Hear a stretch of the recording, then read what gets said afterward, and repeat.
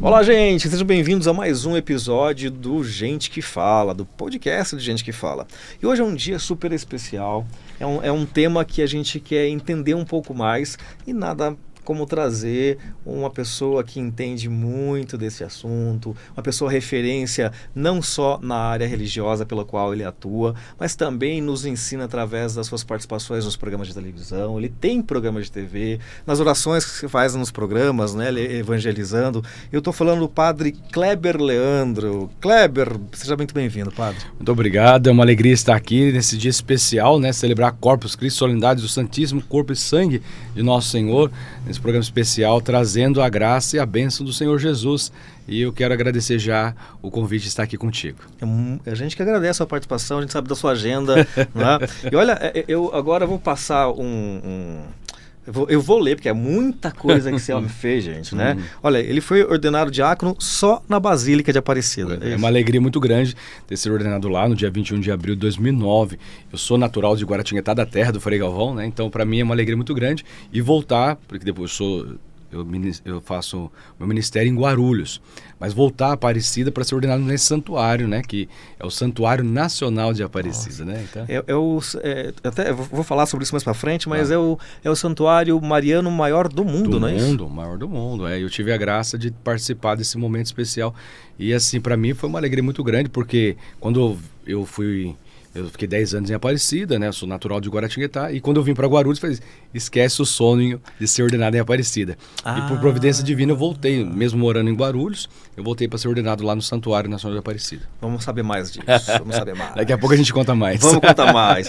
Tornou-se sacerdote na Catedral de Guarulhos, você acabou de dizer agora, né? Foi membro da diretoria da Organização dos Seminários e Institutos Filosóficos Teológicos, do Brasil, na região sul, ao CIB, é isso? Todo o estado de São Paulo, né? Eu trabalhei um trabalho muito grande também na Organização dos Seminários e Institutos do Brasil. Uau. Porque eu fui ser reitor de seminário durante 16 anos e ajudei, nós temos lá em Guarulhos a média de os últimos, acho que 40 ou 50 padres, nós que ajudamos na formação. Então, graças a Deus. Você dorme? Dá tempo? Tenta um pouquinho. Tenta um pouquinho, né? Atualmente, então, é reitor do Santuário São Judas, lá em Guarulhos, não é? Graças a Deus. Fundador da Fraternidade Vitória. Depois quero saber um pouquinho desse material que foi lá nos Estados Unidos, não é isso? Sim, também. Quero saber um pouquinho disso. E evangelizando para o maior número de pessoas, como a gente falou no começo da nossa abertura, né? Ele tem programa na Rede Vida, na TV Guarulhos, na Gazeta, ele faz essas participações, não é? E na TV Vitória, que é lá da região de Guarulhos? Isso, é uma TV da cidade que está a serviço da Diocese de Guarulhos, transmite a missa do bispo, transmite as ordenações, a missa Santos Óleos, as missas mais solenes da cidade, com parceria também com a TV Guarulhos, a TV da cidade. Né? E você é conhecido, padre, pelas missas de cura e libertação. Perfeito. E a gente viu alguns vídeos, alguns materiais, eu tive a oportunidade de participar de algumas missas de cura e libertação, elas são realmente tocadas, né? Eu digo que as pessoas elas são realmente tocadas por Deus. E como que é uma missa de cura e libertação? Tem diferença para uma missa convencional, padre? Perfeito. Acho que essa pergunta é muito importante, acho que os nossos irmãos aí vão pensar. Mas toda missa não cura, padre Kleber? Deus não é Jesus que cura tudo? Sim. O Senhor cura, salva e liberta. A missa por cura e libertação, ela tem um caráter especial porque ela tem uma preparação para abrir o coração para a graça. Porque, claro, você pode participar de uma missa convencional, como o senhor falou, a missa tradicional, toda missa ela vai curar. Na missa por cura e libertação, você tem uma preparação maior e tem no final da missa, depois da bênção final, você expõe o Santíssimo Sacramento e dá a bênção, né? E você faz um momento de adoração. E naquele momento você também passa com o Santíssimo e as pessoas estão mais propensas a acolher a graça de Deus. Então a diferença é essa. Eu sempre falo assim, eu nunca celebrei uma missa que não seja missa por cura. Me chamam para celebrar várias missas. O padre vem aqui, eu fui a Fortaleza, ao Rio de Janeiro, a Bahia, os lugares onde eu vou. O senhor vai celebrar a missa por cura? Vai dizer, toda a missa é por cura. Mas é que tem uma missa, claro, sem dúvida, que a gente tá meio tempo, né? Porque é uma missa convencional, 1 hora, basta. Eu faço meia hora de louvor, 1 hora da missa convencional e mais meia horinha de louvor, então dá umas 2 horas, então é um pouco mais estendida, né? É isso que eu ia falar, pela experiência também que eu tenho, eu já percebi isso, né? Existe, o ritual é o mesmo, né? A sequência é a mesma, mas tem um espaço maior para os louvores, para... É até o pessoal, assim, da tradição, fala assim, mas essa missa por cura, o pessoal tem falado um pouco disso, tem um pouco de a crítica, né? Sem dúvida alguma, o pessoal que está nos acompanhando, mas eu não gosto de missa por cura. Se você, a missa católica, a missa tradicional é essa. Antes da missa e depois da missa, você seguindo o rito, né? O Papa Leão tem falado muito disso, né? De você seguir o rito, deixar o rito falar por si. Então, antes da missa e depois da missa, você pode fazer o louvor e aí você não fere a liturgia. Sim, isso é importante, não é? Mas vamos voltar do começo, né? Que a gente já está lá nas missas, né? É muito bom. Você já disse que é de Guaratinguetá, né? Como foi a tua infância lá em Guaratinguetá? Olha, quem que é esse menino? Eita, o Neto é terrível. O que o pessoal da produção, o pessoal já pega dois. Aí é o Kleber Leandro, nascido lá em Guaratinguetá, acho que em 82, né? Olha, já sou velhinho, viu? Ô, Neto, põe ele aqui. Põe ele aqui. Ele é velhinho, gente. Ele é velhinho. Devolve minhas horas de sono. Você está com 40 aí? 40 eu sou de 82, 43, né? Você 43. Do começo do ano, você. Sou de fevereiro, 19 de fevereiro. Nasci no carnaval. Por isso que eu sou meio fanfarrão, assim, porque eu nasci no carnaval. Maravilhoso. Como foi tua infância lá? Então, eu imaginava assim, claro, uma infância normal, com toda criança, no interior, né? Brincando eu imaginava que não... Olha, tudo menos padre. Sério, padre? Vocês me acompanham assim, mas tudo menos padre. Meu pai é pastor de igreja evangélica, obviamente. Minha mãe não era de igreja, não tinha nada para ser padre. Você vai dizer, assim, se eu sou padre pela graça de Deus, porque assim, o pai é de igreja evangélica. Minha mãe, na ocasião, não era de igreja católica. Sim, católica aqueles de batizado, de preceito, de preceito. E assim, quando eu falei que eu queria fazer uma experiência para o seminário, assim, até é interessante porque eu participava da igreja evangélica, porque eu conheci uma menina que era da evangélica, a gente estava junto na evangélica. Quando ela falou assim, eu fui interessante, isso aqui é muito interessante, porque essa realidade, para o senhor ver, eu participava do culto. Quando chegava sexta-feira, que era o dia da libertação, tinha o pastor fazia um momento mais forte de fazer exorcismo, aquela coisa. Eu não ia, porque eu tinha medo desse negócio. Olha o senhor ver. E depois eu vou perguntar sobre isso. Nós vamos Todo mundo pergunta. O pessoal vai ver, como que pode depois Deus me dar essa missão. Uma missão dessa? Aí eu perguntei, Fabiana, e agora? Eu tô indo na católica. Eu falei, você vai pra católica? Eu vou atrás de você. E eu fui pra católica por conta da menina. Olha! Aí ela foi pra católica. E imagina... Vocês fugiram da... Ela foi pra... Nós estávamos na evangélica, beleza, tudo bem. Claro! Então louvor, levava pra casa o óleo do pastor, ele fazia a oração em casa. É interessante porque eu fazia oração na minha mãe. Minha mãe estava com dor de cabeça e falava, mãe, fazer uma oração, o pastor ungiu o óleo aqui, vou fazer uma oração para a senhora. Mas nem imaginava que eu ia fazer unção de cura, né? E aí, tô tranquilo. Aí um dia ela falou, eu tô indo na católica fazer catequese. Eu vou atrás de você. Eu fui atrás da catequese. Olha. E aí foi onde que nasceu toda essa realidade. E eu fui pra católica, o padre me via na missa por conta eu ia por causa da Fabiana, não ia. Como Deus sabe todas as coisas, Deus usa os meios, claro. Né? E aí eu fui lá, participava da missa da terça, fiz minha primeira Eucaristia no dia 30 de abril de 95, quando eu recebi Jesus pela primeira vez. E eu falei, eu quero mais vezes, eu queria mais. E aí o padre falou assim, você não quer continuar a catequese? Eu falei, não, já parei, já fiz primeiro, como diz, já tá bom, né? Já tá bom. Já tá bom. Aí ele falou, não, continua fazendo. Eu falei, eu vou. Cheguei lá num sábado de manhã, todo mundo sentado assim. Aí os molequinhos todos falando assim, já sabia que ia ser padre. Aí, padre, você também vai ser padre? Eu falei, acho que eu tô no lugar errado. Padre eu não vou ser. Eu falei, não, padre eu não vou ser. Eu falei assim, né? E aí eu chamei o coordenador e falei, olha, os moleques estão falando que é pra ser padre. Eu namoro com a Fabiana, não quero ser padre. Padre eu não vou ser. Não, faz um encontro. No final, se você não quiser ser padre, você sai. Eu falei, tá bom, então eu vou ficar até o final. E aí foi todo o desenrolar da história. E meu pai era pastor, e minha mãe. E no final de todo o ano da caminhada, o padre, minha mãe e meu pai, aí se encontraram. Falaram assim, olha, ele fez toda a caminhada, foi aprovado para entrar pro seminário. Eu olhei pra cara do padre e falei, você tem que falar com meu pai. Aí meu pai falou assim, eu criei meu filho pra ser homem, não foi pra ser padre não. Aí o padre falou, pra ser padre tem que ser muito homem. Aí começou aquela briga, imagina aquela bagunça. E minha mãe assim, claro, isso imagina ir lá pelos os anos 90, 98, por aí. E meu pai ficou, né, falando, eu fiz a experiência. E foi interessante porque foi um caminho de Deus mesmo, porque eu mesmo, nem meu pai, nem minha mãe, não é aquela coisa assim, o pai queria, a mãe queria que fosse padre, o moleque queria ser padre, nem queria ser. Se hoje sou padre há 16 anos, pela graça de Deus. Que tinha que ser mesmo, pura né? graça de Deus, né? Mas você sabe que eu nasci no berço católico também, né? Eu cresci no berço católico. Não vou contar todos os detalhes, porque não foi tão católico no começo, né? Eu ia para a primeira Eucaristia, a minha mãe me colocou, enfim, e eu parava para jogar futebol. Que maldade, contando isso para um padre, gente, eu vou ser expulso. Vai para catequese. Bom, enfim, depois eu engatei através da música, eu tocava nas missas, e fui convidado para o retiro vocacional, por isso que eu lembrei da história. E no final não deu certo para ser padre, porque era para a mesma coisa, para fazer toda a história lá. E foi muito bom, aprendi muito, gosto muito, enfim. Já tive a oportunidade de trabalhar evangelizando com alguns padres também da mídia, foi muito gostoso.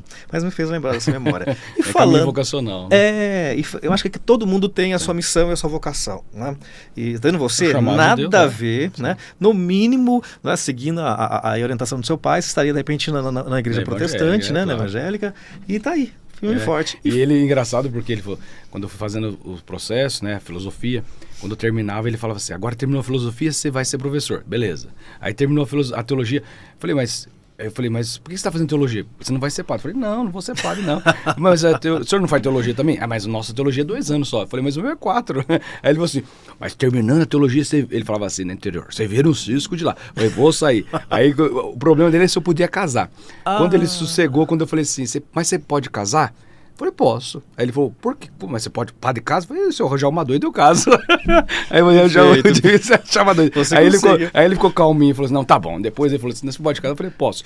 Claro, eu posso, obviamente. Só não exerceria. Depois você deixa o ministério e vai casar. Sim. No nosso caso, os padres latinos, né? Os padres ortodoxos casam, tudo, né? Aliás, ordenam homens que são casados. No nosso caso, não. Mas aí quando eu falei pra ele, pode casar? Ele ficou mais seguro. Você pode? Eu falei, se eu achar uma doida, eu caso. Ele falou, ai, que bom, então meu filho pode casar. Então tá liberado. E falando em memória, Padre Kleber, vamos ver, faltam 2 aí. Tem bastante coisa aí, vocês estão... Isso é culpa do Pedro, viu? Meu Senhor, meu Deus, minha mãe, minha irmã, Jesus amado. Mas o Pedro é terrível, né? Porque ele falou, não conto nada disso porque... A gente pediu, manda um material pra gente, a gente imaginar esse moleque aí. Mas é muito bom, né? Relembrar dos bons tempos aí, né? Guaratinguetá, bom demais. Mas vamos entrar então aí. Bom, você já contou como que você se programou para ser padre, nenhuma programação, nenhuma, não é? E o pré-seminário Nossa Senhora de Lourdes foi um momento bacana, foi um momento de novidade. Como é que foi estar no seminário, que depois se tornou o seminário Nossa Senhora Aparecida, né? Esse caminho foi justamente aquele passo que, uma vez que eu fiz a catequese, em 95, beleza, aí eu fui para esse seminário, fazer a experiência. Minha mãe me tirou várias vezes, minha mãe não aceitava. Minha mãe ia na porta do seminário e falou assim, você vai sair agora, que senão vai ser... Ela não gosta que eu fale isso, ela vai acompanhar, ela vai ficar assistindo. Você, mas eu não disse que eu te tirei. Eu falei, tirou sim. Ela falou, uma vez, uma certa ocasião, eu estava terminando a oração da noite, as completas, a gente fala, eu estava dormindinho lá, daqui a pouco minha mãe gritando lá fora do seminário, Kleber! Mentira! Verdade. Aí o padre bateu no meu quarto, sua mãe tá aí fora. Eu falei, que foi? Ela mandou você embora. Eu falei, meu Deus, em outubro, eu lembro, se não me engano, outubro, meados de 90, 97, por aí, e ela batendo na porta, falou, sua mãe quer... Eu era menor de idade, porque naquela você era menor, e aí obedeça a sua mãe tá aí fora, você vai sair agora. E eu tive que pegar minhas coisinhas e ir embora. Tive que ir embora do seminário. Que ela não aceitava, porque ela falou assim, porque mãe é engraçado, né? A mãe não aceitava. Então foi o período do seminário seminário Nossa Senhora de Lourdes e o seminário Aparecida. Isso. Esse período que eu fiz eu estudava no Colégio do Carmo e fazia meu ensino fundamental e médio, né? Sim. E claro, menor de idade, a mãe não acreditava um pouco na vocação. Não é que hoje é um grude comigo, se duvidar, fala, mãe, chega. Então as missas ela tá comigo, até os programas ela acompanha. Que legal. Mas assim, esse período foi um período que a mãe também entendeu, porque o moleque brincava na rua, como o senhor colocou a infância aí. O moleque na rua brincando e... Como nasceu isso? Então, mãe não entendia muito como que nascia. Você queria ficar pro seminário, preso lá dentro. Então, na cabeça da mãe, acho que bugava um pouquinho, né? Eu imagino. Com 19 anos, aí você foi dar sequência de estudos no seminário Bom Jesus em Aparecida. Sim. E lá, né, pelo que o Pedro nos contou, Pedro conta tudo, né? Você teve alguns desafios, algumas provações. Sim, né? Sim. Como que foi esse período? Assim, é uma experiência muito bonita por conta que aquele seminário acolheu vários papas, né? Acolheu o Papa João Paulo II, acolheu o Bento XVI e acolheu o Papa Francisco, né? Eu não já estava mais lá quando o Francisco chegou. Mas o desafio foi sair da sua cidade, porque, obviamente, sair de Guaratinguetá para Aparecida, minha mãe já entrou em depressão, porque minha mãe é um grude comigo, né? O desafio maior que a mãe, sabe? Sempre assim.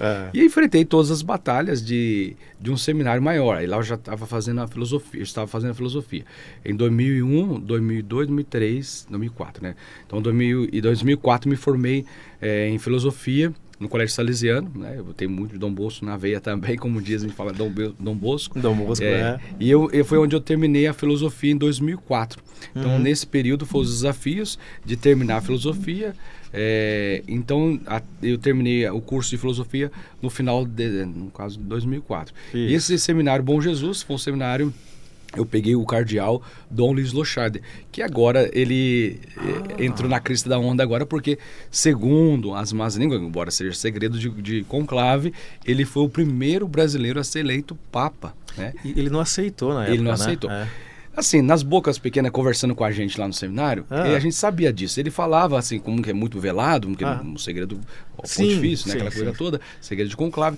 Mas interessante essa parte da história, porque no conclave de 78, né, obviamente ele já estava lá com a gente, o cardeal Lochaide e o cardeal Wojtyla, e os dois estavam juntos, possivelmente lá, era muito amigo, e os dois foram para o conclave, beleza, e ele parece que tinha a porcentagem dos votos que precisam ter para ser eleito, e só que ele tinha acabado de passar por uma cirurgia de coração, e naquele ano, 78, foi um ano dos 3 papas, Paulo VI, João Paulo I e João Paulo II. Foi um mês só, né? E aí ele falou assim, quando ele foi eleito, ele falou para os cardeais, falou, olha, conclave dá muito trabalho. Já tivemos o Paulo VI, João Paulo I, e falou assim, para ter, eu tô com o coração ruim, e se eu tiver que eleger outro papa, fazer outro conclave, 4, e ele falou, melhor não, vamos escolher um outro com saúde melhor do que eu, né? E é interessante porque João Paulo II, aí foi eleito, obviamente, pela providência divina. João Paulo II foi um pontificado maravilhoso. Nem dá nem pra gente falar, um incrível pontificado. Sim. Agora o Wojtyla foi eleito. E, claro, sem dúvida, mas a gente fala de... João Paulo II morreu dia 2 de abril de 2005. E o Lochaide morreu dia 23 de dezembro de 2007. Então ele viveu 2 anos a mais. Claro, se for pensar quem morre primeiro, Deus quem sabe todas as coisas. Ele não quis ser papa.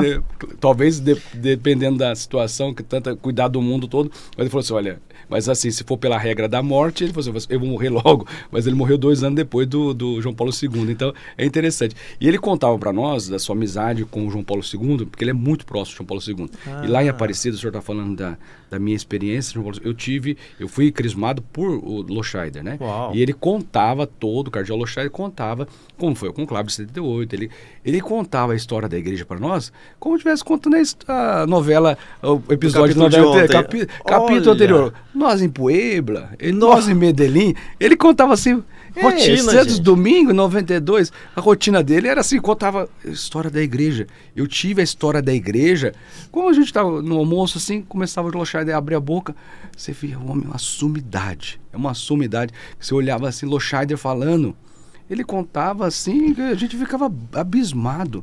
Você tem o Lochaide como arcebispo de Aparecida, e te contando histórias ainda? Eu olhava assim, eu ficava assim, ele, Kleber, tinha uma vozinha assim, Kleber, você é um menino muito sério. Ele era um baita de um homão desse tamanho. Ele sucedeu o Dom Geraldo Penido, né?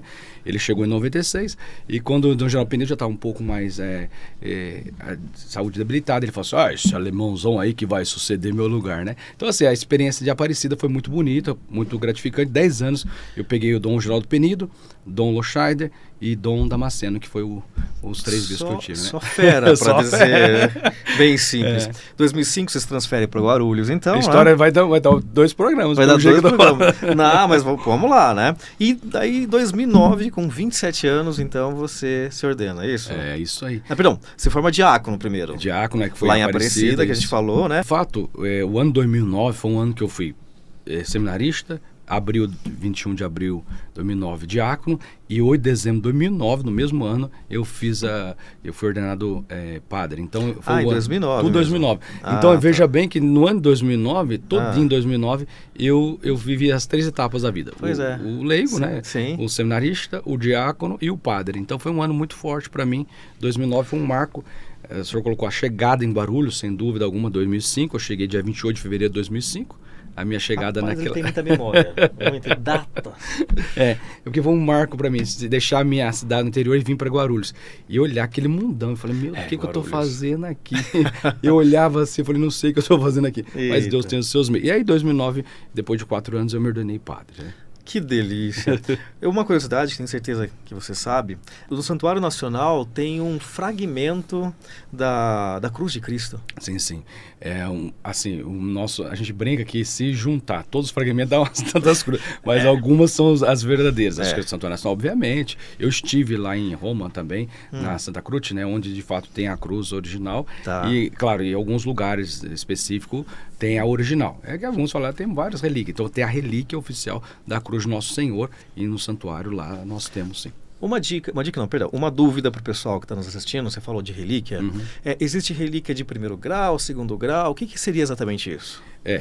Não só exatamente claro, agora da Cruz de Cristo, mas... É dos santos, né? Dos santos. Do 1º grau, por exemplo, do Santo Antônio. Então, por exemplo, tem os ossos, né? São o 1º grau. A 2º grau seria um objeto tocado, né? Então, um objeto que foi dele, por exemplo, uma casula, uma estola, uma roupa, né? Um vestimenta. E depois alguma coisa que tocou no santo, né? Eu tive a graça também de ter ido à França uma vez, em 2015, buscar uma relíquia de uma santa francesa do século IV, chama Santa Mena. Eu fui até a região de Pousieux, na região da França, né, da Nancy, buscar a segunda. O bispo nos deu a segunda verba da santa, e nós trouxemos para Guarulhos. E é a única a igreja dedicada a Santa Mena. Eu estava vendo que da América, mas eu acho que da América Latina é a única aqui das Américas que tem dedicada a Santa Mena, uma santa francesa, e foi uma história também bonita. Que foi a sua primeira paróquia, né? A primeira paróquia de Santa Mena que está aí. E eu tive a graça porque, como não conhecia, todo mundo falou assim, olha, se não existe essa santa, não existe. Eu sou muito... Falei, não, eu vou pesquisar, e fui à França, fui com 3 bispos, o arcebispo de Tours, o bispo de Guarulhos e o bispo de Saint-Dié, e aí nós constatamos que de fato ela existiu. E o fato interessante, essa aí que é a igreja que eu fiz, né? Nós reformamos, é a primeira paróquia de Santa Mena. Coloquei hoje já está um pouco mais, ficou lindo, mas ficou muito lindo esse douradão. E aí é dedicada a Santa Mena, né? A família Matarazzo Suplicy, que deu o terreno, toda a região ali de Guarulhos, tanto que tem o nome Eduardo, a família dos filhos do Suplicy. Sim. E aí ele doou o terreno para construir a igreja. Só que é interessante também esse caso, porque a família do Suplicy pediu assim, mas vamos colocar Filomena. Na ocasião, Filomena estava caçada, não sabe se estava direito, um problema lá com a Santa Filomena, e aí falou assim, mas tem uma santa, um mosteiro aqui de São Bento, o monge falou pro pai do mosteiro daqui de São Paulo. Aqui de São Paulo, porque ele veio buscar informações para dizer como que a gente pode pôr o nome dessa igreja. Eu doei o terreno, que era uma igreja, porque como a mãe do Suplicy, do Eduardo Suplicy, chama Filomena Matarazzo Suplicy, que é Filomena. Filomena não pode, o monge falou. Então, Filomena tá com um probleminha aí. Melhor não, mas tem uma tal de Mena. Aí o pai do Suplicy falou assim, não, Mena, é o jeito carinhoso que a gente chama a dona Filomena. Olha, né? Tá vendo como Deus? Aí falou assim, é do século IV, então pôs Santa Mena. Então o bairro gerou a igreja Santa Mena, o bairro da Santa Mena, então criou toda a realidade de Santa Mena. Só que ninguém conhecia a história de Santa Mena. Quando eu cheguei lá, tinha 30 anos de paróquia. Só que poucas pessoas conheciam a história de Santa Mena. Eu sou muito curioso, que eu vou ter que procurar. Se não tiver essa santa, e fui até a França, busquei a relíquia, tudo. E interessante que isso foi em 2015, e nós fomos buscar a relíquia em janeiro de 2015, e eu trouxe a relíquia, e nós fomos para Roma para participar do Anjo com o Papa. No caminho, né, daí nós fomos para Roma, beleza? Saímos de França para Itália, e aí eu fui participar de um Anjo com o Papa, levei a relíquia para fazer uma oração com o Papa. Não, e naquela ocasião, o bispo falou assim, eu estou pertinho aqui, né? Vamos de metrô? Eu falei, Dom, vamos de metrô. Só que eu fui bati no jeito que eu tô sem uma bolsa e a relíquia aqui. E não é que eu Com fui... a relíquia de metrô. De metrô. E E normal, foi assaltado, roubaram, não sei. E no final, quando nós descemos a metrô Ottaviano de Roma, Sim. uma moça falou assim, padres, a bolsa. A minha bolsa estava aberta. Aí eu olhei assim, falei, Dom, a relíquia. Nossa, aquilo para mim foi eu falei, a santa de 30 anos... A única comprovação que a santa existia, todo mundo no Brasil esperando a chegada da relíquia para comprovação, que claro. Da relíquia, né? Claro, comprovação claro. de um osso da santa, primeiro grau, Sim. E roubam a relíquia. Aí nós íamos participar do Ângelo ao meio-dia com papo, por volta dos 10 e meia, tinha roubado. Aí o bispo falou assim, mas não temos relíquia? Aí eu falei, por que você trouxe a relíquia? Eu falei, porque eu queria participar do Ângelo com a relíquia, fazer uma oração com o Papa. Puxa e foi vida. toda aquela situação toda. E naquele nós fomos procurar nas lixeiras.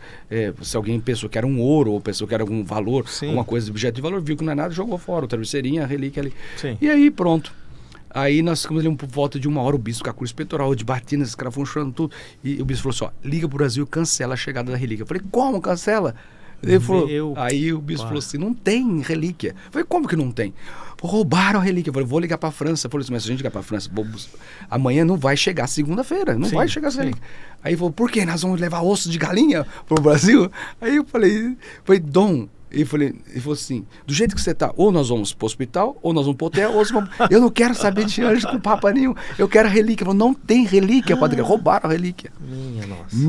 Milagrosamente, sobe uma senhora da escadaria da metrô, dizendo, padres. E ali em Roma, naquele metrô, centenas de padres, milhares de padres. Tudo quanto é canto, E justo para nós, ela sobe com um travesseirinho, a folhetinha Saint-Man, o osso, e diz, padre, o bispo, a relíquia. Quando eu estava mandando um e-mail para o padre da França, o bispo, a relíquia. Eu pego a relíquia, minhas pernas ficam mole, eu sento na guia, assim, na calçada, e eu fico olhando para a relíquia, olho para a cara a mulher sumiu, assim, uma coisa assim, o bispo coloca que é o primeiro milagre de Santa Mena em Roma. Ele escreveu no livro Tombo da Diocese como um milagre, porque ele falou assim, mas foi? É impossível, é uma coisa, o Santuário Nacional de Aparecida lotado de gente, e perdeu uma relíquia, perdeu uma coisa, não vai achar nunca mais. Nunca. Absolutamente. E a história teria sido diferente, porque se eu voltasse para o Brasil em 2015, sem essa relíquia, eu não sei que cara que eu ia chegar na minha paróquia. O padre saiu, foi para a França, foi para a Itália, para buscar a relíquia e volta para o Brasil sem nada. Cadê a relíquia? Roubaram a relíquia? Como isso, né? Isso seria, acho que um dos momentos mais, assim, difícil, de angústia da minha vida, porque eu não tinha a prova concreta de trazer o osso da santa, que o senhor falou de relíquia, repetindo essa história, porque era a prova, claro, não precisava disso, mas a prova que a santa existia. E eu trouxe para o Brasil. E aí chega em Roma, a relíquia é roubada, e eu volto pro Brasil sem relíquia? Como isso, né? Então, assim, aí o bispo falou assim, olhou assim, você teve muita fé mesmo, porque eu não esperava nunca mais encontrar essa relíquia. Nossa, eu imagino para você viver esse momento, né, hoje, dos extremos, né? Nossa Senhora. E a relíquia está na paróquia? Continua, ela está na rua, na Avenida Suplicy, né, que chama Avenida, 197, na paróquia de Santa Mena, em Guarulhos. Vocês que tiverem a oportunidade de visitar essa igreja, é a única no Brasil, vai lá e fala assim, eu ouvi o padre Kleber falando da relíquia, eu vim aqui constatar. E tem muitos milagres que depois que Deus operou pela intercessão de Santa Mena, depois da chegada dessa relíquia também. Que lindo, gente. Quanta história, né? Quanta história. Você já viveu, né? A gente sabe que nem tudo são flores. Para não dizer, né? Como que você mantém a tua fé diante dos desafios, padre? Olha, eu já passei, nesses 16 anos de padre, eu já passei por vários desafios, né? Graças a Deus. Eu tenho provado a graça de Deus em cada momento, né? Porque assim, como o senhor falou, né? Eu falo que eu sou vaso de barro, né? Essa miséria. Somos, né? Eu sou um vaso de barro que eu trago para as pessoas o tesouro inesgotável da graça de Deus. Deus usa desse vaso para aportar a graça de Deus. Os desafios eu tenho enfrentado à luz da fé, né? Porque se a gente não tiver, tá conversando aqui nos bastidores com a nossa irmã, eu falei para ela assim, olha, eu conto sempre com a graça de Deus, porque sem a graça eu desabo, né? Então, aquilo que nós não podemos, Paulo vai dizer, quando sou fraco é que eu sou forte. Então, basta a tua graça. Então, diante dos desafios, das minhas misérias, das minhas fraquezas, todos os percalços da vida, eu sempre tenho contado com a graça de Deus e confiado que Ele usa da gente mesmo, desse miserável pecador, para realizar nesses 16 anos os prodígios, os milagres, as curas que Deus quer operar, mesmo diante desse vermezinho miserável pecador, né? Que somos, com certeza. Qual a importância dessa frase para você? Que está no Evangelho de João, capítulo 2, versículo 5. Você até sabe qual é, né? E de fazei tudo o que ele vos disser. Quadricunque dissere vos fati, né? Eu usei a frase em italiano, em latim, né? Em latim, por conta de que eu usei como meu lema sacerdotal. Um lema está no Evangelho de São João, obviamente, nas bodas de Caná. O primeiro milagre que Jesus realizou, transformando a água do vinho, né? A gente fala daquilo que é o improvável, o impossível, né? Daquilo que a gente fala, mas eu tenho água, eu quero vinho. E Deus fala, faça o que Ele está dizendo. E a intercessão de Nossa Senhora, que ela diz, faça tudo o que Ele está dizendo. Então, eu penso que para o meu lema sacerdotal, usar isso, trazer essa frase, esse chamado que Deus fala pra gente, né? E ela não falou, você faz o que eu tô mandando. É interessante a devoção mariana, porque alguém pode dizer assim, mas a idólatra, é Maria que faz o milagre. Não, quem faz o milagre é Cristo, o ungido, né? O Senhor Jesus. Mas o interessante é que ela diz, olha, faça o que ele está dizendo. E ele diz o quê? Encher as talhas de água, né? E se a gente pensar, falar assim, mas isso aqui é um absurdo, eu estou querendo vinho, os convidados estão aí, o vexame é grande, mas enche de água, faça o que ele está mandando.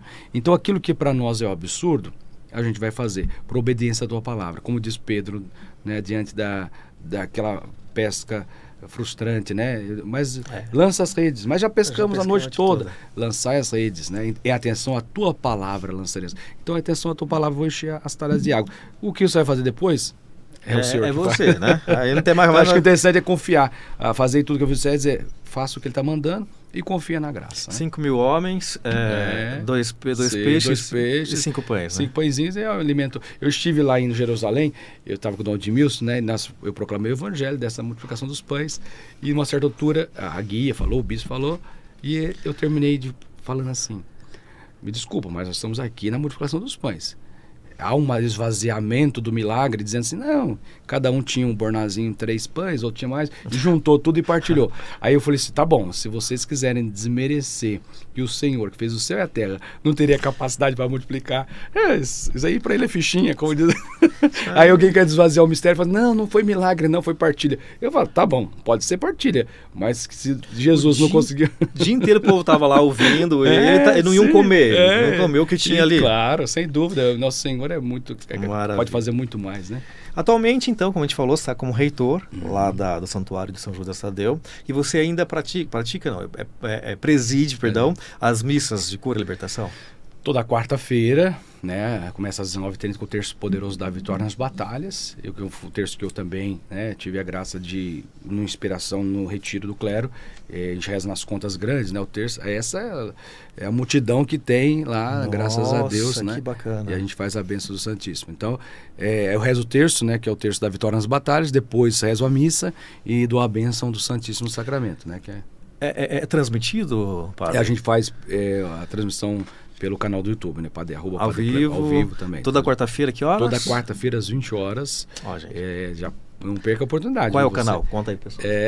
Né, você pode acompanhar na TV Guarulhos, a gente faz algumas parcerias, TV Vitória Católica, @Padre Kleber Leandro no meu canal do Facebook, Instagram, tudo @Padre Kleber Leandro. Mas se você puder, na Rua da Verdade, 269, Guarulhos, São Paulo, toda a Grande São Paulo, tem indo muita gente da Grande São Paulo, de Guarulhos, fazer essa experiência de fé, que é uma experiência muito bonita. Quem faz a experiência da Noite da Vitória é uma experiência assim muito rica, muito bonita, porque assim as pessoas, muitos que estão afastados da comunidade, deixam por um motivo ou outro, começam a participar da Noite da Vitória, que tem um louvor, é uma missa, quando a gente fala pentecostal, carismática, bem animado, os ministérios que vão lá, sempre para cima, e as pessoas, porque eu falo assim, segunda e terça, aí a semana já começa segunda, né? Aquela segunda-feira brava. Aí terça, aí quarta-feira dá aquele refrigério, e aquela renova as energias para continuar os 2 últimos dias da semana. Para dar conta até o final da semana, né? Praticamente tem sido aquele abastecimento da fé para o pessoal continuar os 2 dias da semana. Que maravilha. Porque o pessoal, a semana tem sido difícil para muita gente. Né? Que legal. Se puder ir até lá, então, tenho certeza que, óbvio, pela TV é muito bom também, porque você... Claro. Deus age em todos os lugares e momentos, né? Mas se tiver a oportunidade, eu já fui em algumas missas de cura e libertação, E fica o convite, hein? Será um prazer. Vamos programar, olha, estarei lá. lá. Você vai ver, Irei. Você vai ver que experiência bonita. Que lindo. Aqui. Com certeza, irei com muito prazer. Fraternidade de Vitória, o que é? É outro desafio, imagina. Ele só vive desafio, gente. Esses desafios. Eita. Em 2017 eu fui assumir uma comunidade chamada Paróquia Nossa Senhora de Fátima, no Jardim da Tranquilidade. Tá. O centenário das aparições da Virgem de Fátima. Sim. Né, depois, e aí o bispo falou, olha, você vai assumir essa paróquia. E eu fui para o Jardim da Tranquilidade, nessa paróquia. E aí, dia 5 de outubro de 2017, Deus tocava no meu coração a fundação de uma comunidade nova. Um grupo de pessoas que sempre me acompanhava já há alguns anos, e desde uns 7 anos que eles estavam comigo, e rezando nas missas por cura, estando comigo.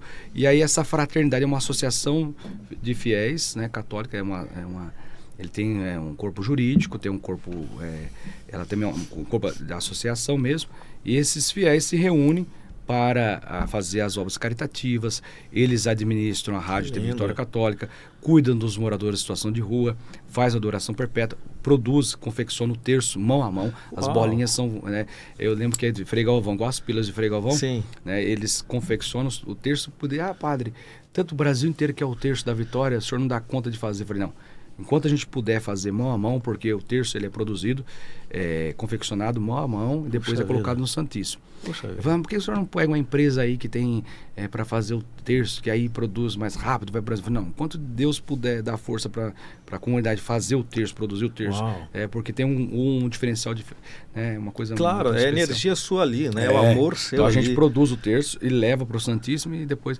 Então essa comunidade é uma comunidade católica, né? Sim. O Papa Leão XIV, esses dias teve um encontro com as novas comunidades, falando do Espírito Santo, e é uma nova comunidade que está aí desde 2017, fazendo, o carisma é abraçar a cruz como sinal de vitória.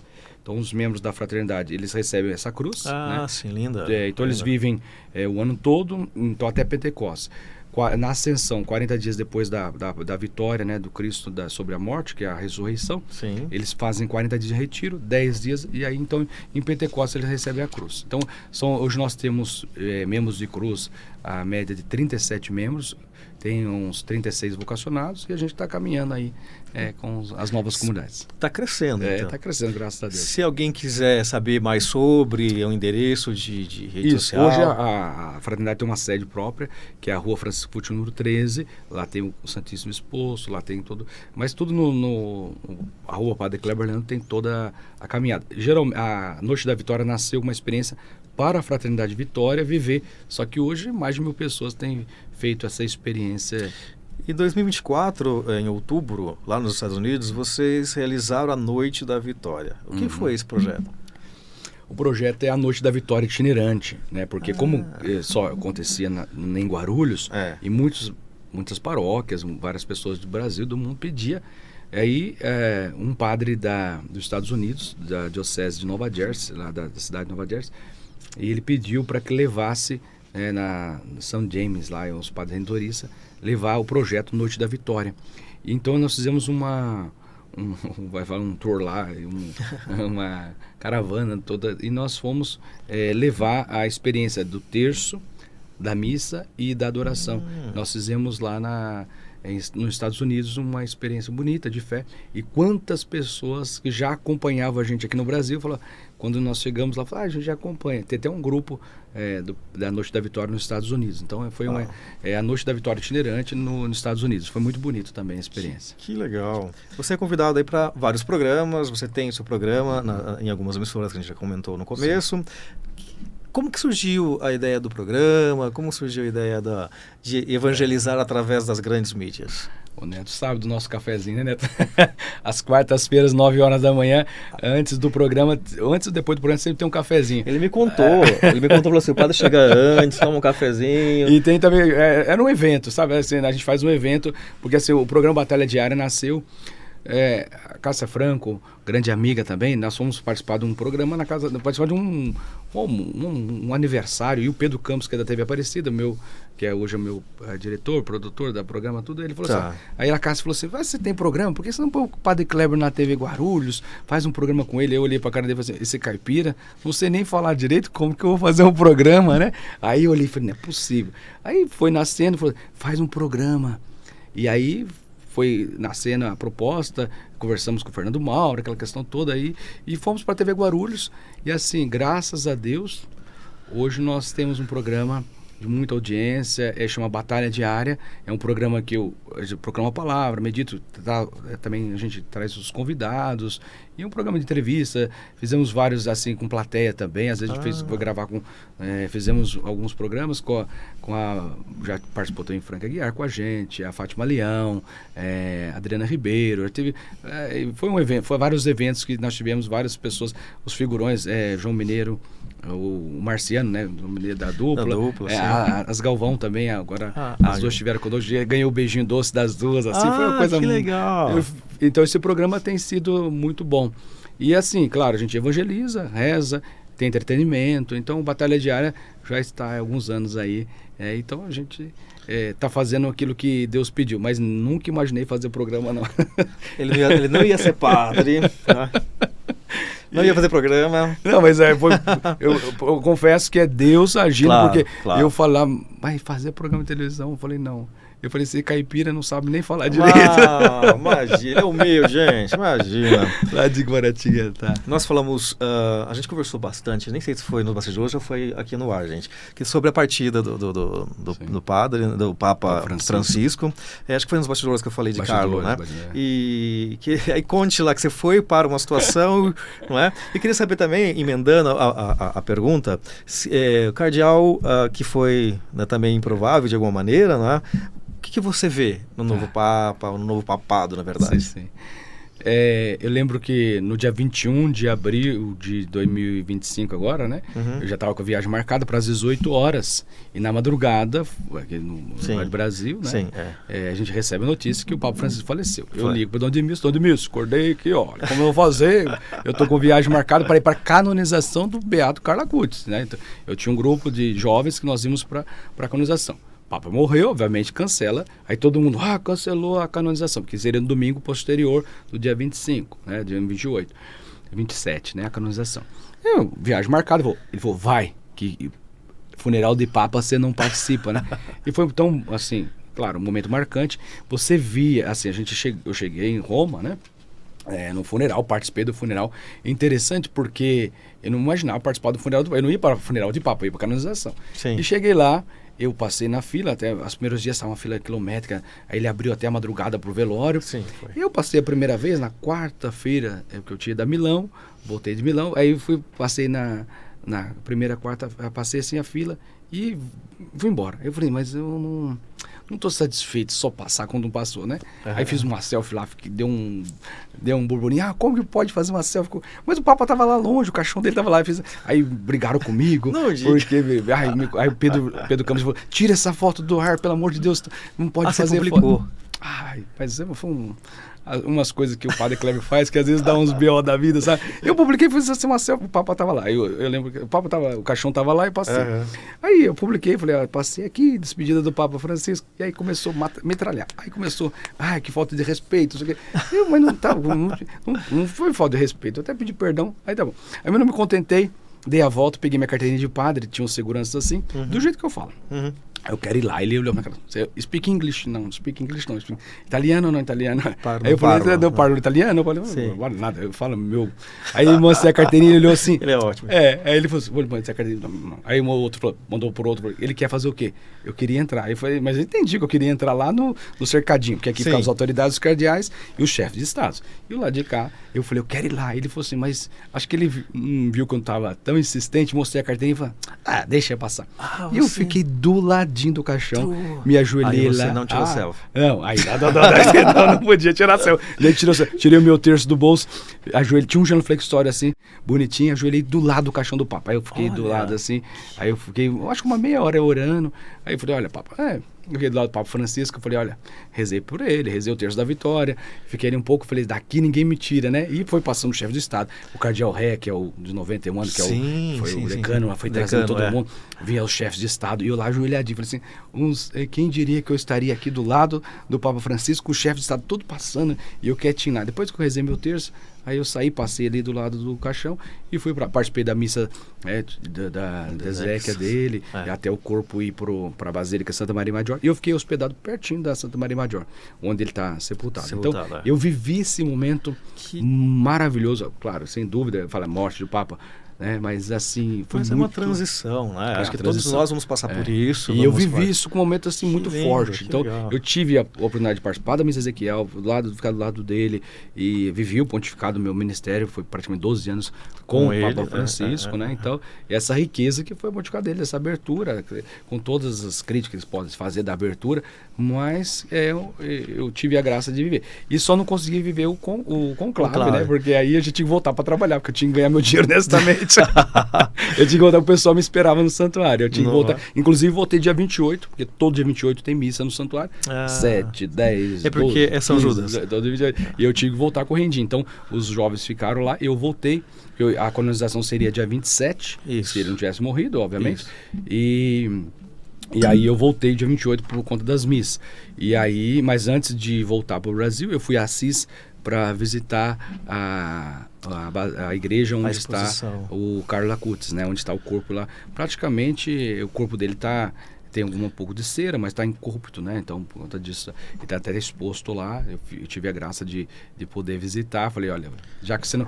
Claro, agora próximos dias aí, o Papa vai nomear, vai dizer a nova data, né? Da canonização, né? Pelo que a gente já viu aí, no dia já saiu, dia 13, ele fez isso, né? Isso.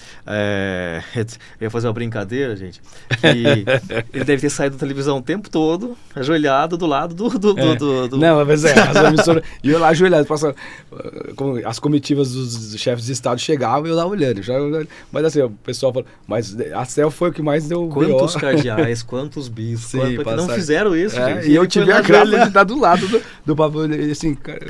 Tudo em Roma, né, padre? A relíquia, olha, você tem uma história com Roma, né? Roma. Nós estamos falando do Beato Carlo Acutis, que agora tem data para ser canonizado, né? O Carlo Acutis é um profundo adorador da Eucarística, né? Então, assim, sem dúvida, a Eucaristia, acho que o forte dele, além da evangelização pelos meios de comunicação, um jovem, né, que usou da internet para evangelizar, né? E daí, claro, não é só isso que santifica um homem, claro, sem dúvida, se fosse assim, todo mundo era santo, mas assim, a devoção à Nossa Senhora e o amor à Eucaristia dele, porque hoje, né, o dia da solenidade do Santíssimo Corpo e Sangue de Cristo, olhar para o Beato Carlo Acutis é olhar para a figura, tanto que as imagens dele sempre têm o ostensório, né? Então, porque ele é um grande adorador da Eucaristia, um grande devoto, então, e ele usou. Como jovem, é interessante ver as imagens do Carlo Acutis, que a gente vai ver um santo de calça jeans. Isso, ele é conhecido como santo de calça jeans, exatamente. E mochilinha nas costas. Então, você vai olhar para uma imagem, a gente é acostumado a ver os santos, né, sempre de batina, né, a roupa da época, ocasião, e você olhar um jovenzinho de calça jeans, um tênisinho, né, de marca lá, como diz padroeiro da internet. Padroeiro da internet, padroeiro da juventude. Nós temos no santuário um grupo chamado Geração Carlos Acutis, né, um grupo de jovens que inspira-se, né, usando o jeitinho dele, né, da internet. E é interessante perceber que a santidade não é algo aí, ó, tá vendo? A mochilinha, o jeitinho, o jovenzinho, né? E desse jeitinho que ele tá lá em Assis, né? Você pode olhar praticamente como foi passado. Foi feito só alguns retoques de cera no rosto, mas intacto, né? Então tá lá incorrupto, né? E a frase é isso: quanto mais recebemos a Eucaristia, mais nos tornaremos semelhantes a Jesus, de modo que na terra teremos uma antecipação do céu. Lindo, né? Lindo, uma mensagem belíssima.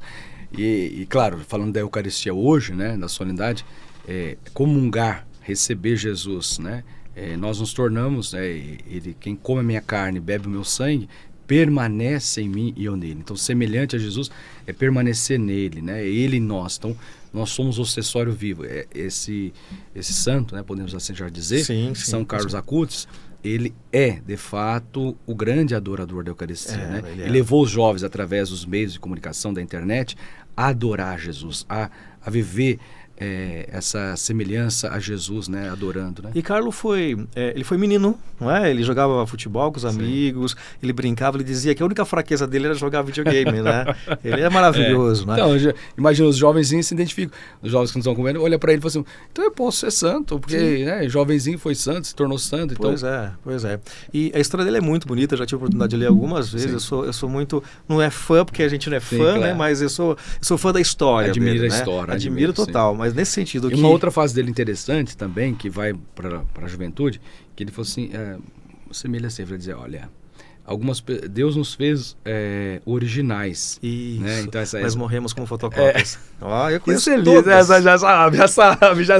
E essa é muito bonita. Essa frase é muito bonita, porque e você falava do cardeal, emendando a sua segunda pergunta, do Prevost, né? Do cardeal Prevost. Todo mundo fala assim, será que o Papa Leão XIV vai ser igual o Francisco?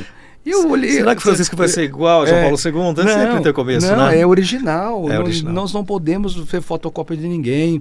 Então, claro, o legado do Papa Francisco, que você estava me perguntando, qual o legado do Papa Francisco e como é o papado pontificado agora de Leão, né? Isso. E essa frase do Beato do Carlos Acutis, né, do santo, ele vai trazer muito forte para nós essa realidade, porque até o jeito do Leão XIV ser, primeiro o nome, né? A gente primeiro você habemos Papa, Cardeal Prevost. Aí todo mundo fica, Prevost, né? o improvável. Todo mundo esperava Parolin, esperava o Tagle, esperava todo mundo, menos, assim, daquela lista, primeira lista, ele estava na segunda ainda por conta de ser do Dicastério dos Bispos, mas a secretário, o presidente lá da comissão. Sim, isso. Mas assim, é muito distante. Muito distante. Né? Aí quando aparece, aí depois quando ele vai usar esse sobrenome Leão XIV, aí passou Francisco II, João Paulo III, Paulo VII, João 24. Aí não, Leão. Leão XIII há muitos anos, né? Não me recordo agora, eu li sobre o tema. 1902 morreu o Leão XIII, né? E, claro, ele fala, mesmo o próprio Papa fala da recicla rero novaro, por conta das novas coisas, os desafios que era do trabalho, e ele fala que os desafios é da mídia, né, da inteligência artificial, o Papa fala disso também, e usou esse nome. Então, assim, o pontificado, 12 anos de Papa Francisco, claro, teve Bento XVI, João Paulo II, Paulo VI, toda a realidade, e agora vê como que o Leão XIV tem sido autêntico nessa originalidade nas vestimentas. Por exemplo, o outro saiu de roupa, né? Ele colocou a mosetinha vermelha. Usou a estola, né? Às vezes fala a cruz, o pessoal tá batendo. Cruz dourada, cruz prateada, ele voltou a usar de novo. E o problema da cruz, coitado, o bichinho foi massacrado por causa da cruz dourada, e naquela cruz que ele ganhou, traz as relíquias do Santo Agostinho e os santos da ordem dele. Então, ele usou por conta disso. E as pessoas falam assim, tá usando uma cruz dourada porque ele já quer... Então, eu acho que e agora é porque ele volta pro Palácio Apostólico, e o Francisco foi para casa da Santa Marta. Então, toda essa realidade também, o pessoal massacra o coitado. E claro, para o Papa Francisco ir para casa da Santa Marta, possivelmente ele teve que revitalizar todo um andar. Tanto que no conclave tiveram um probleminha básico lá, porque 183 cardeais na casa da Santa Marta não cabia. Porque o João Paulo II fez, tanto que é um número histórico de cardeais. Maior número, maior número também no conclave.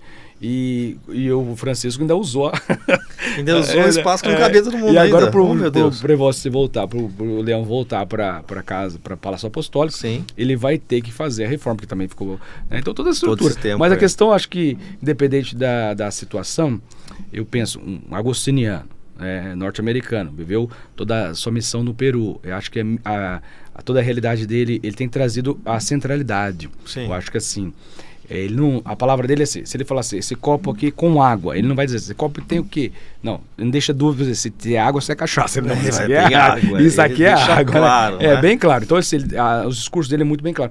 Porque o que o Papa foi muitas vezes questionado, o Papa Francisco, que às vezes no discurso dele ficava dúvida, será que ele está dizendo isso ou não está dizendo isso? A questão as questões mais polêmicas do acolher a todos. O fato de acolher a todos, também o Prevost está acolhendo o cardeal Leão. Só que a igreja é de portas abertas para todos. Só que tem a sua doutrina, né? E às vezes o Francisco foi mal interpretado em algumas situações que ele deixava um pouco aberto. E aí o seu pontificado ficou todo polêmico nesse sentido. Mas o Prevost, já sabendo disso, o cardeal, o Papa Leão XIV, ele já diz, vocês vão pensar que eu vou falar isso, eu estou dizendo isso. Então ele já está dando... Como já deixa tudo bem claro, né? Mas é um pontificado, eu creio, a gente está muito esperançoso, né? Amém. Você falando desse pontificado, a gente espera que ele consiga, né? Claro que as mídias vai dizer, ele defendeu a família, homem e mulher... claro, tem diversas formas de família. Mas o casamento de onde nasce a vida, homem e mulher, não tem independente da situação, se você acolhe, respeita, né? Então é verdade. Mas ele disse, e o próprio Francisco já tinha dito isso em outra ocasião. Mas a forma de dizer, então ele é igual ao outro, ou ele é diferente do outro. Essa comparação, voltando ao Carlo Acutis, a originalidade. Acho que cada um tem o seu jeito. Mas a doutrina é da igreja, a doutrina é essa, né? Carlos disse também que a Eucaristia era a autoestrada para o céu, né?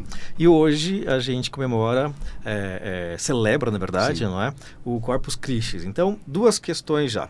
Corpus Christi é o que significa, você falou um pouquinho já no começo, e desde 61 ele é considerado feriado em muitas cidades, se fazem as procissões, aqueles tapetes... É para isso que eu vim aqui, né? Para falar de Corpus Christi. Eu falei de tudo mesmo.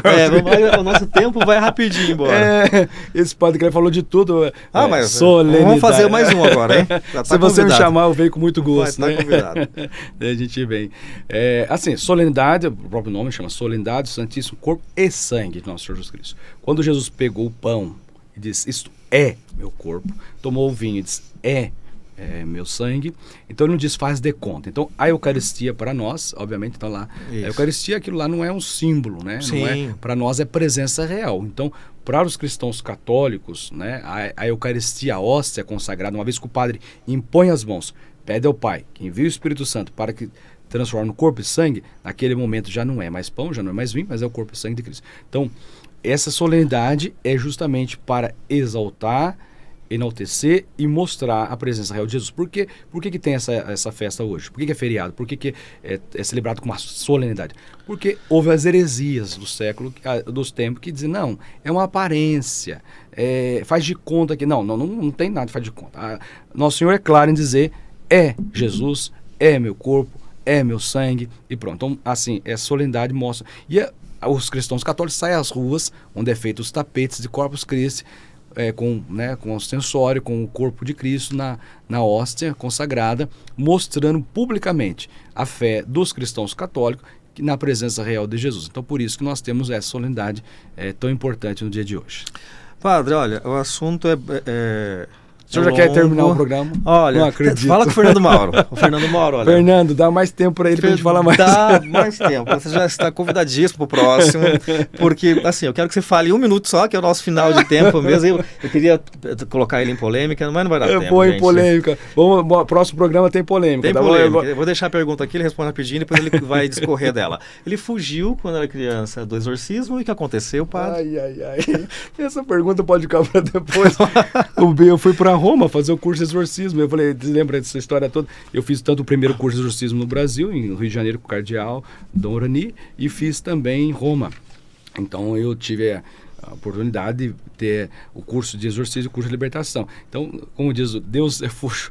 Deus vai falar assim, vai aqui. Eu fiz o curso, então hoje, graças a Deus, né, eu tive uma preparação por conta dessa missa por cura e libertação, porque atender muitas pessoas que, claro, graças a Deus, dos Os casos todos que me procuram, 10% só é caso de possessão diabólica, mas assim, a gente nem sabe quantos, né? Número, né? A gente nem fala isso, que já deu polêmica demais.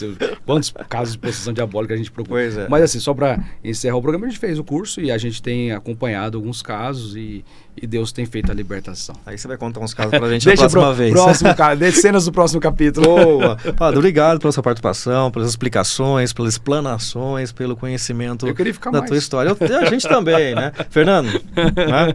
E você que nos assistiu até agora, obrigado. Lembrando que amanhã a gente está de volta aqui com um programa cultural, que aí é final de semana, vamos ficar relaxando. E quarta-feira, que horas a missa? Toda quarta-feira às 20 horas, Noite da Vitória, poderosa noite de cura e libertação. Tanto pelas redes sociais quanto presencialmente. Então, não percam. Obrigado mais uma vez. Nos sigam nas nossas redes sociais, aqui na TV Aberta, na UTV. E amanhã a gente está de volta.